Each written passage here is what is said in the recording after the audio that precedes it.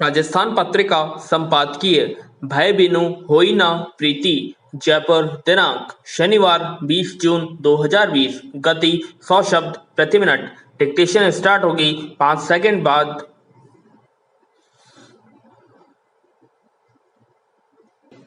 Start. Galwan घाटी में भारतीय सैनिकों पर चीनी हमले को 4 दिन बीत गए। विराम। भले सीधी भिड़ंत रुक गई हो, दोनों देशों में बातचीत जारी हो, पर भारत की दृष्टि से नतीजा सिर्फ ही है विराम। चीन वही जमा है जहां तक वह बढ़ आया था। हाँ, यह उपलब्धि जरूर है कि हम चीन के कब्जे से अपने 10 बंधक सैनिकों, जिनमें 4 अधिकारी भी शामिल हैं, को छुड़ा लाए विराम। लेकिन मुठभेड़ प्रभावित के मंगलवार की सुबह और अब तक के आंकड़ों का फर्क देखकर दिल दहल उठता है विराम। भारत के लिहाज से देखें तो इन 4 दिनों की वार्ता में हमें क्या मिला विराम। जो सैटेलाइट चित्र आ रहे हैं वे यह पुष्टि के लिए काफी हैं कि 6 जून को हुई कोर कमांडरों की बैठक से लेकर मुठभेड़ के बाद के 3 दिनों में भी चीन ने वादों से मुकरते हुए अपनी स्थिति को मजबूत ही किया है विराम। इसमें कोई संदेह नहीं होना चाहिए कि हमारी सरकार भी हर दृष्टि से तैयारी कर रही होगी, पर चीन की कुटिलताओं का 60 साल का अनुभव डराता है विराम। तब यह आशंका स्वाभाविक है कि बातचीत के नाम पर समय ले वह जहां है वहीं जम जाए व हम फिर अपने क्षेत्रों से हाथ मलते रह जाएं विराम।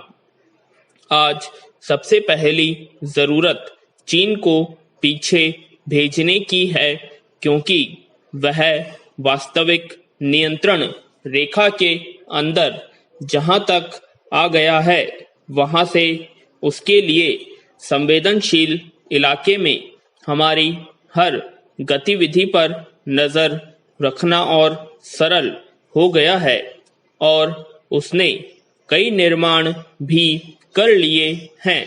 1962 में हमें अकेले चीन से लड़ना पड़ा था।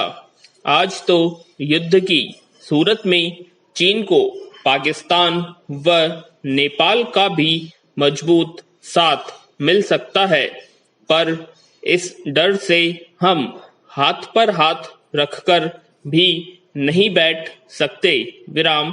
हमें जो भी करना है बिना समय जाया किए करना है, फिर चाहे वह अंतर्राष्ट्रीय समुदाय के सहयोग से हो या सीधी सैन्य कार्रवाई से। चीनी का अपनी मूल स्थिति पर वापस लौटना सुनिश्चित किया जाना चाहिए। इसमें कोई शक नहीं कि 15-16 जून की दरमियानी रात गलवान घाटी में जो हुआ उससे हौसले बढ़े हुए हैं, पर यह भी सच है कि 1962 की धोखेबाजी को छोड़कर चीन ने जब जब ऐसी कोशिशें की, हमारी बहादुर सेनाओं ने उसे मुंहतोड़ जवाब दिया है। इस बार चूक किसी स्तर पर हुई यह देखना आगे की बात है, किंतु हथियारों का इस्तेमाल पर रोक की पुरानी संधियों की वजह से हुआ है, तो यह दुखद है। क्या इन संधियों में यह लिखा है कि चीन कील और तार बंधे प्राणघातक डंडे चलाए, तब भी हमारे सैनिकों को उसे समझना ही होगा विराम।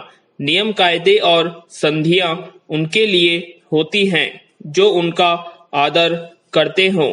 चीन जैसे देश और उनकी सेनाओं के लिए तो रामचरितमानस में सुंदरकांड के समुद्र प्रसंग जैसा व्यवहार ही उचित है। विनय न मानत जलधि जड़, गए 3 दिन बीती। बोले राम सकोप तब, भय बिनु होई न प्रीति। विराम। ऐसे लोगों के लिए गोस्वामी तुलसीदास ने आगे कहा है कि 60 सन विनय कुटिल, सन प्रीति ठीक नहीं है। विराम।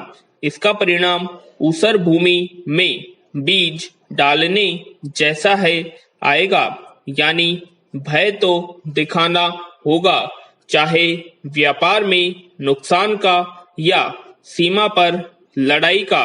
विराम। यदि मिल जाए तो विश्व समुदाय का साथ इसे और आसान करेगा। विराम।